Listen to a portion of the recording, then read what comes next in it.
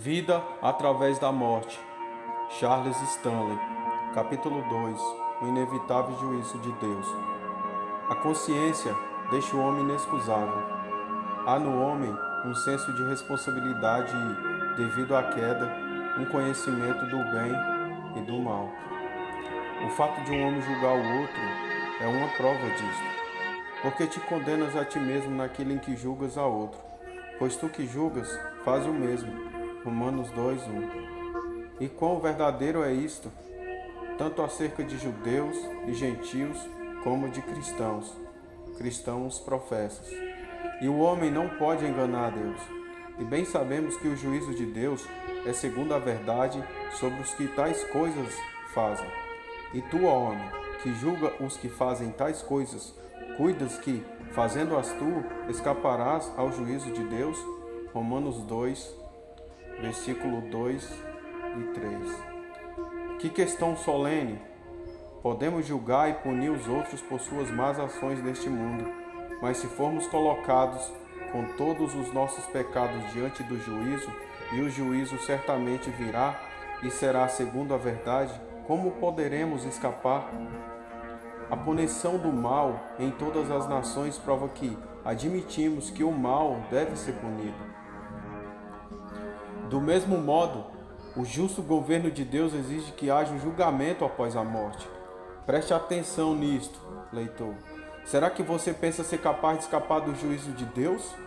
Ou despreza tu as riquezas da sua benignidade, paciência e longanimidade, ignorando que a benignidade de Deus te leve ao arrependimento?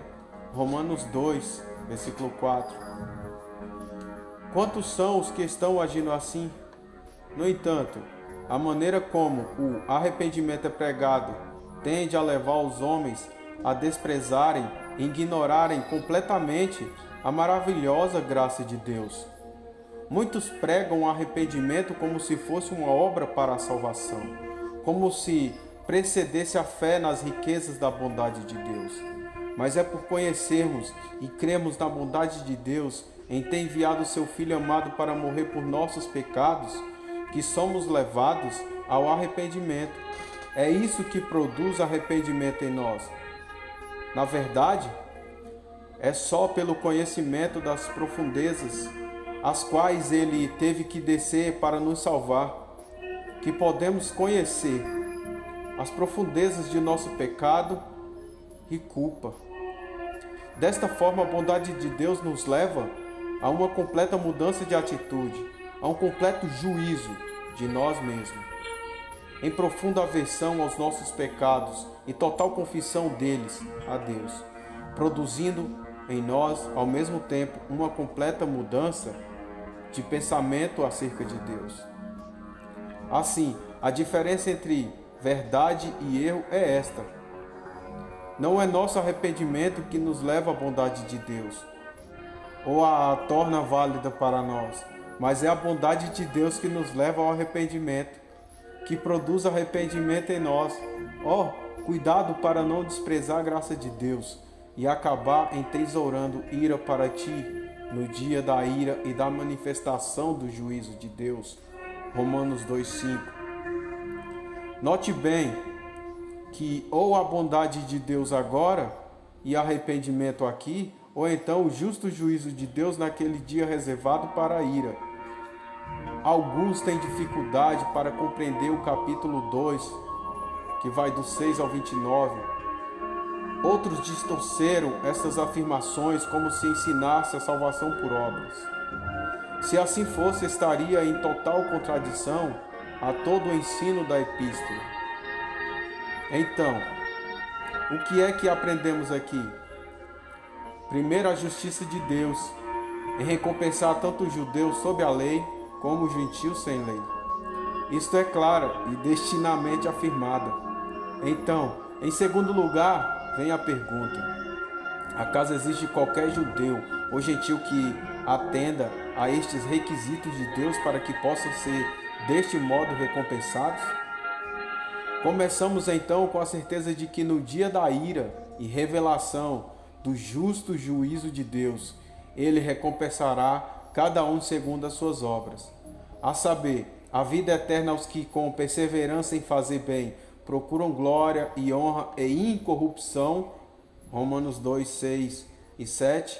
Do mesmo modo, naquele dia, tribulação e angústia sobre toda a alma do homem que obra o mal. Romanos 8, 9. É esta, portanto, a base do justo juízo no qual Deus irá agir. No dia em que Deus há de julgar os segredos dos homens por Jesus Cristo, segundo o meu Evangelho. Romanos 12, 16. A polícia sai às ruas e prende os homens, levando-os a julgamento por seus crimes públicos. Mas porventura não é igualmente verdade que a morte sai pelas ruas como um policial de Deus para levar homens que após a morte terão julgados todas as coisas que fizerem em segredo? Poderá você enfrentar um julgamento assim? Deus julgará a injustiça, tribulação e angústia sobre toda a alma do homem que obra o mal. Romanos 2:9. E tudo revelado, até as coisas ocultas. É bom que se tenha isto em mente. Por ocasião daquele justo juízo, não haverá como se escapar. Quando o homem é deixado à sua própria sorte, acaba afundando cada vez mais na prática do mal. Quando o homem é deixado à sua própria sorte.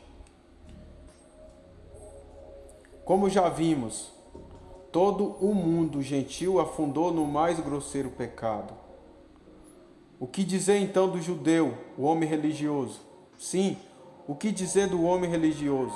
Não seria ele superior em todos os aspectos? Ele repousa na lei, gloria-se em Deus, no único Deus verdadeiro. Ele reconhece a vontade de Deus, é instruído e é instrutor, um confiante guia de cegos. Se ele conhece a vontade de Deus e a faz, e tem a lei e a guarda, será que isso não dará a ele ousadia no dia do justo juízo? Mas, e se ele não for alguém que faça o bem, mas sim um que transgride a lei? Que vontade terá em comparação com o gentio que não tem a lei? Nenhuma. Pelo contrário, sua situação é ainda pior. Então, como é que um judeu sob a lei pode se encontrar com Deus em juízo? Leitor, se for esta a sua posição, um homem religioso sob a lei, desejando com toda a sinceridade guardá-la e ainda assim transgredindo-a, sabendo a vontade de Deus e não a cumprindo, como é que você poderá encontrar-se com Deus em justo juízo e não importa o quão religioso você tenha diante dos homens? Ter todos os seus segredos expostos para serem julgados? Acaso todos os seus esforços dão a você qualquer confiança para olhar de cabeça erguida para aquele dia de inevitável juízo? Todavia, o judeu tinha uma grande vantagem.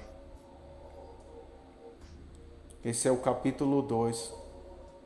Chegando ao fim, continuaremos no capítulo 3.